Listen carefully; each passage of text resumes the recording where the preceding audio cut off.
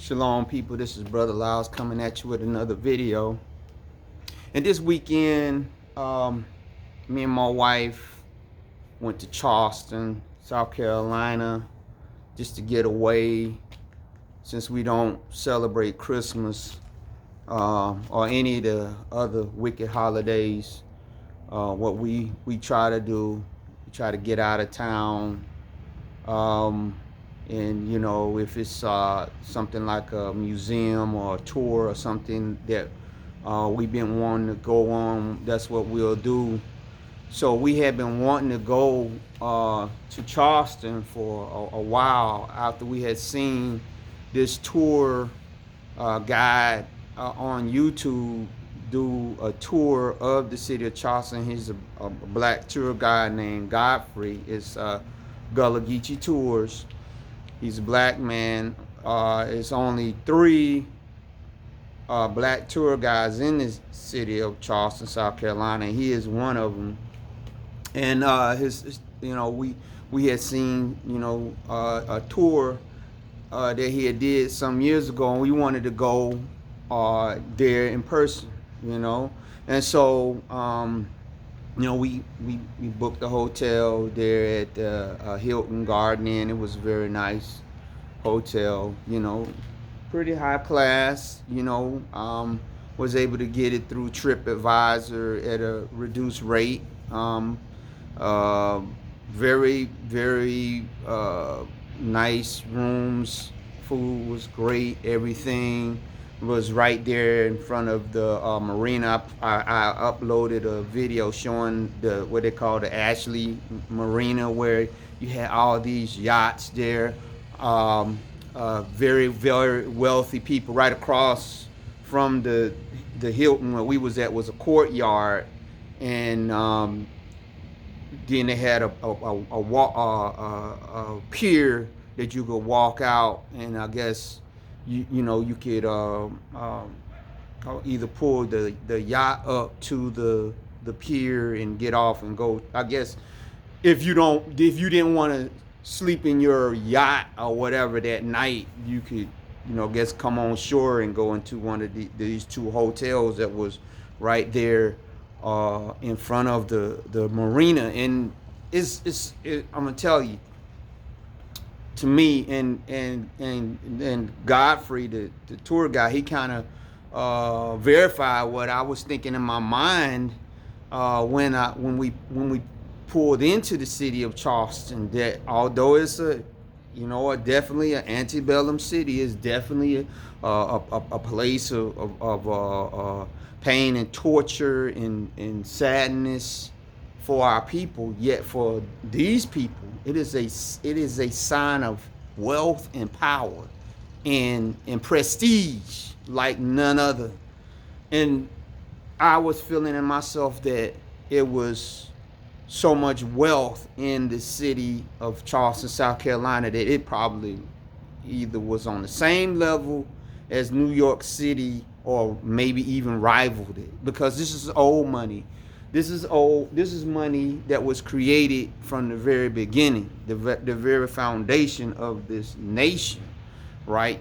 Wealth started, because if you know anything even about the Revolutionary War and those people that call themselves the Yahudim but are not, they had big roots in also the city of Charleston, Savannah, where my wife from, and Hilton Head, and all those cities where they brought us in. And so therefore the foundation of the beginning of the wealth, along with New York City also, we don't leave it out, and Rhode Island, but for the most part Charleston, that it was the bankers that were in Charleston and in Savannah when Washington them needed money, when they needed help, that they was able to reach out to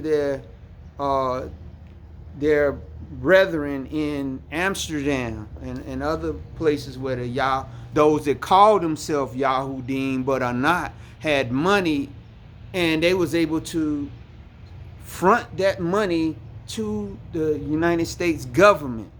Therefore, in the eyes of this nation, in the eyes of white America, Charleston is a dream. It is what Trump, when he says "Make America Great Again," it is the vision or the dream. Because remember, dreams can be future, but a lot of times people dream of things in the past. But it's a dream of the past, that they want to make a future again of enslaving not just us now, but all mankind. But in their dreams, they dream about these things that once were, when we were generating all kinds of wealth for them in these southern cities, where human cattle were being brought in. And we make no mistake about it,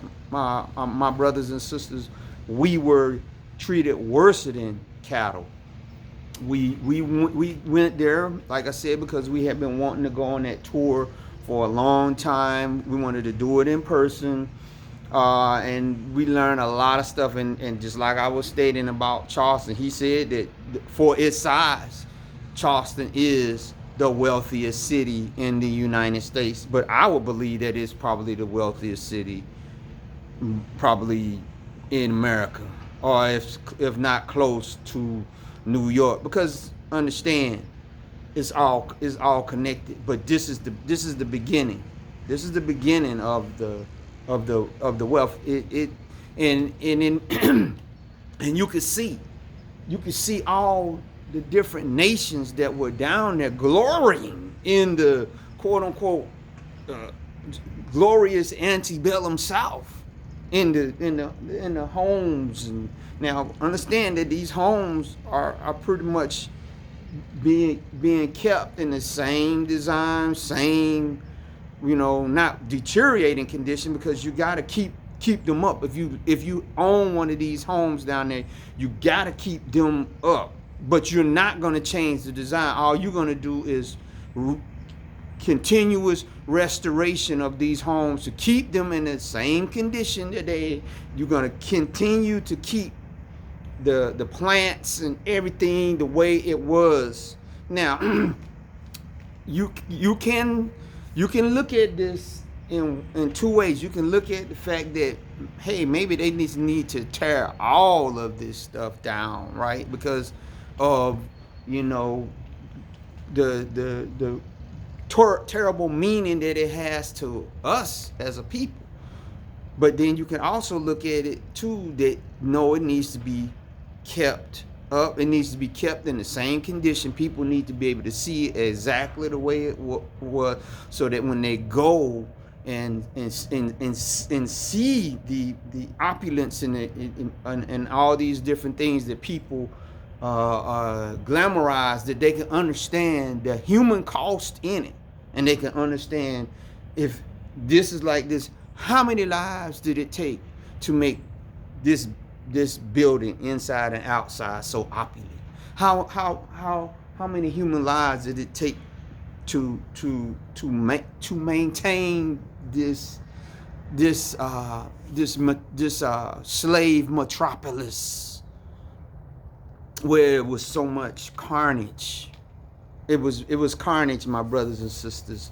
As we were touring on this tour with Godfrey, it was a older white couple on the bus. And understand, I take everything with a grain of salt that they say. When they say, "Oh, I'm sorry," and they're crying and they're remorseful and everything. I just think about when I was growing up, different things that I encountered, but also different things that I've seen in history. Dylan Roof, did he not come into that church there in Charleston, which we didn't go into it, but we drove past it, we seen it, but did he not come in there pretending to be something that he wasn't, and then walk out and bring back all those weapons and kill those people?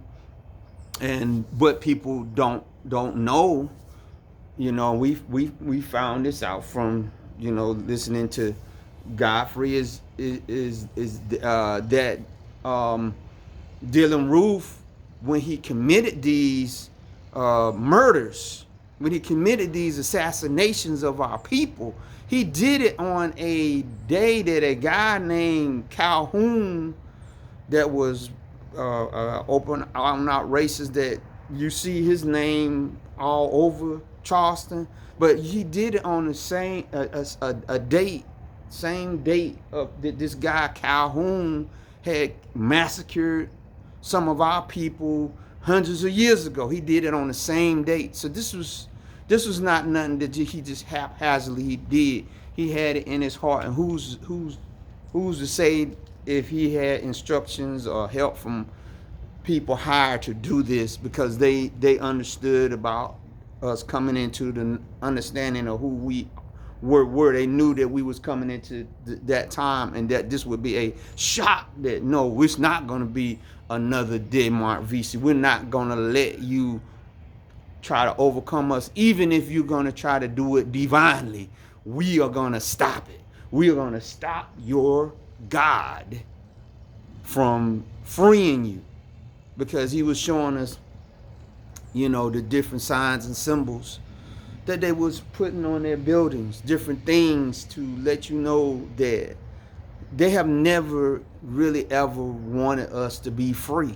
But now they've leapfrogged just dealing with us. Now they want to deal with all humanity in the same thing, but primarily us, because they know that even though there's a lot of us that's doing evil, there's a lot of us that's going to probably be destroyed when they are destroyed, but yet it's still enough of us that are crying out to Yah and trying to live the best that we can for him in this present world, that when we cry out and when we break against the system, that just like in Egypt, their empire will be overthrown. Just like in Babylon, when we break free from Babylon worship, when we break free from bowing down to the idol of Nebuchadnezzar, that the forces of the Most High Yah will come in and will deliver us miraculously. And therefore, they will continue to try to distract us. They will continue to try to lie to us. They will continue to help us try to keep caught up in their wicked holidays, spending all our money, putting all our time and energy behind these false gods, behind these false religions, behind these false pastors, behind these false history that they gave us. This is one reason why the tour guide Godfrey said that, because he spits out so much truth, and he does know and believe that we are the people. Now, there's a few other things that he believes that I don't necessarily adhere to, but for the most part, he knows that we are the people. He says this in his tour, and because he's been doing this thing for a while now, he said he comes up against opposition all the time. He said he has had them send people his way to try to confront him and get him to act out of character. And when he acts out of character, or in their eyes act out of character, he said they'll arrest him and throw him in jail and try to get him in trouble, for like taking pictures of, historical markers and all kinds of stuff like that, where they say, oh, you can't take pictures of this. And because he's telling the honest truth about the very literal foundation of that, of not just this city, of course, but this nation, but the very foundation of the city of Charleston was founded in unrighteousness, and that because there was no slave cabins in this slave metropolitan area, the slaves had to literally live underneath the house. The slaves were kept underneath some of the churches. He was showing us the little slits they were put in and you will see it at the base of the house. Underneath it was like a basement. They would keep the slaves in underneath there, and they would put these little holes, let them get air. Now they had different levels once the slave got to a certain status where he might move up a level. He was showing all of this was on his tour. This is why you need to go on it. But I'm telling you, when you talk about the whole world life in the lap of the devil, and it's a scripture in the New Testament. It talks about the whole world life and wickedness. It's talking about the Charleston literally is in the lap of the devil, but yet these people love it. He was showing us these streets where he said, you know, that the most photographed, one of the places where they had most photographed weddings in this country was there in Charleston.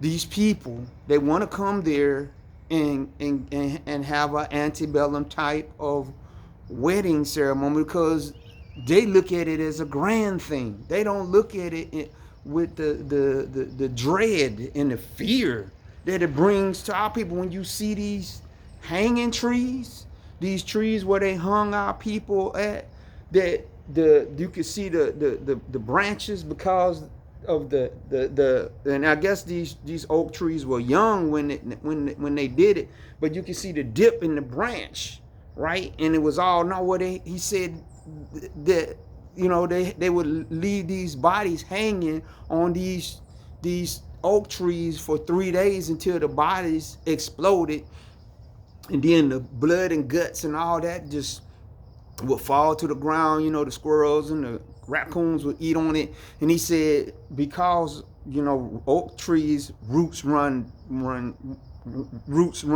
deep, it would absorb the blood and guts and all that stuff. And you could see some of the trees where they would have red streaks up on the side of the tree where it had literally, just like when water runs into the roots and they suck it back up into through the tree up into and it goes out to the branches. You could see the blood. It was a streak of blood that was on the inside of the tree where it had sucked it up over these hundreds and hundreds of years of slaves being hanged and bodies decomposing on these trees, just like Billie Holiday's song Strange Fruit. These people even hung slaves from their the top balconies of their homes. He showed where if you came past one of these antebellum houses and you seen a chain, that meant that was a place where a slave had been hung. Because understand, like I said, because of the historical preservation laws, that you cannot change the way the house looked or anything about it. It's got to be there. And understand, I know it's painful, but I believe it needs to stay like that too. And I believe that every black person that's in America needs to come down there and take this tour with God. Don't go on no other tours. Don't even go on those other two black tour guides, because what he said, these other black tour guides, both of them are alphabet crew. And so he said they don't tell the whole truth, because one of the things that you're going to discover about Charleston, and we were as we was walking, because my wife wanted to get a sweetgrass basket. We was walking, and I'm gonna tell you about that too, and this lady that made a Moses basket. But as we was walking, we found a place to park, and this is like I guess a day before we did the tour. We seen them doing the sweetgrass baskets on the side of the in front of these churches where they was doing, I guess they was doing the Christmas Eve thing or whatever. But anyway, okay, what was I getting ready to say? Yeah, okay, so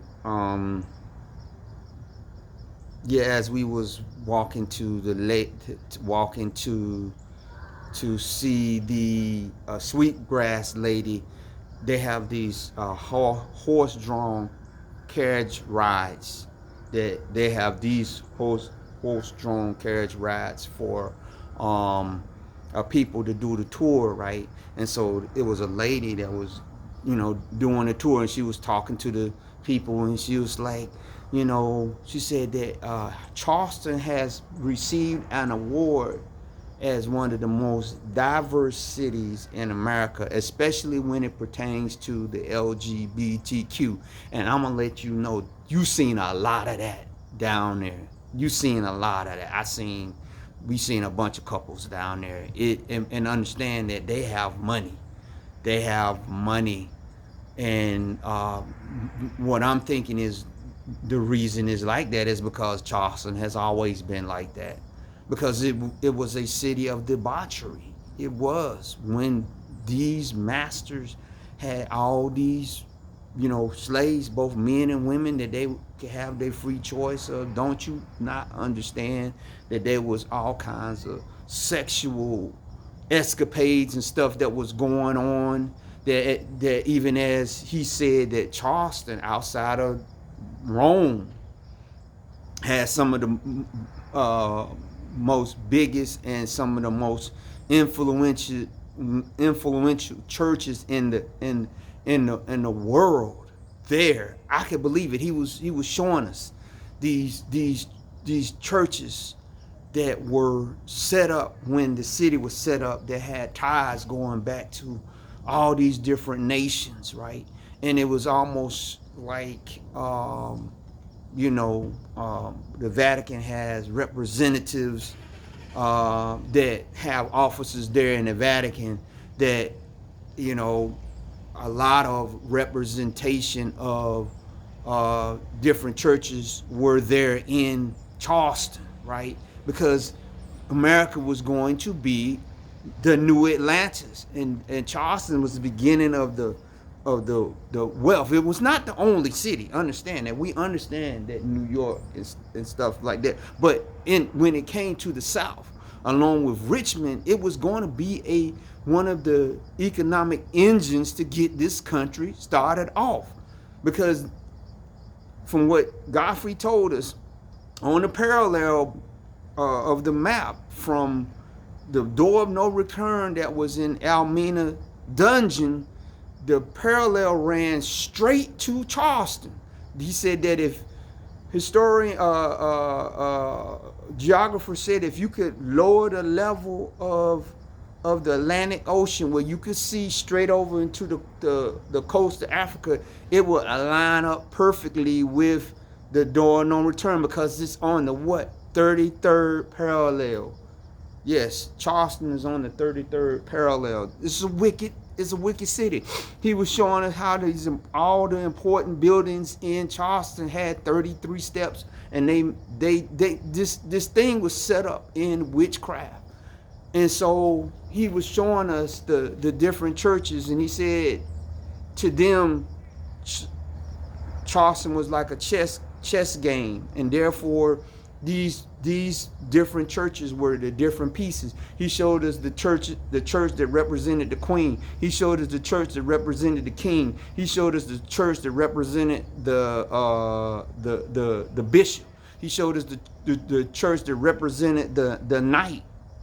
He showed us the rook. He showed us all of this stuff, right? This is in this city, and understanding that some of the wealthiest people in America, billionaires, not millionaires, billionaires that own and occupy buildings there. One of the richest lawyers in the nation has a building down there. We actually seen him when we was doing the tour. And that Oprah Winfrey, even though she was a quote unquote billionaire, she was not allowed to buy none of those buildings down there, because it's not just about money, it's also about your bloodline. So I don't have enough time to tell you everything that happened, because now it's getting a little dark, and hope you can see this video. But I would tell you that you need to go to Charleston if you was a black person, because one of the things we also found out is that it's a place called Sullivan Island right there. It's right there in Charleston, but it was one of the places they said it was the slaves Ellis Island when the slaves first came into America from Cape Coast dungeon. They would come into Sullivan and they would, well, it was places in Savannah they did this too. But they would come into Sullivan's Island, and they would quarantine them and all these different things. That they said that 40% of every African American that's in this country has had relatives that came through Sullivan's Island. That's a lot, 40%, right? And so it's sacred ground. It's sacred ground. It's sacred ground to us, right? But it also lets me know that if y'all don't repay them, then he would have to, he would have to say something to Sodom and Gomorrah. He would have to say something to Nineveh if he didn't do anything to these people, because for the most part they haven't repented of what they did. They have not been repentant of what they did. When you understand the amount of wealth and everything that's down there, and also the fact that they're forcing all the black people out of there, and that is one of the most gentrified cities, and you seen all these different nations that was down there. You seen Chinese, you seen Indians, you seen all these people that was basking in the glory of what they did to us, and say, man, we want that dream ourselves, to be able to enslave a people and to bring ourselves up, which is why you can understand how China can do its people the way that it does them, to try to copy off of the American way. That they said that a lot of the Chinese factories, these people pretty much is held in some kind of servitude. That some of these people, because China's so big and these people come to these cities, sometimes they had to travel thousands and thousands of miles to get to these factories and work, and sometimes they had to work months or years at a time before they can even go back home to their children, and they letting their children raise themselves and all this kind of crazy stuff. I'm telling you, that's why the Bible said the whole world has been polluted by Babylon, and one of the places it started, for the blueprint for how to get wicked wealth, was Charleston. So with that, I'm going to tell you, just continue to pray our strength in the Most High Yah. I want you to, I'm gonna put a link in the comment section, and it's to Godfrey Tours, and I want you to go there. I want you to intentionally make a purpose to get down to Charleston and take that tour in 2022 if you can. So with that, I ask you to give this video a thumbs up. I ask you to leave a comment, subscribe, and share. Be blessed.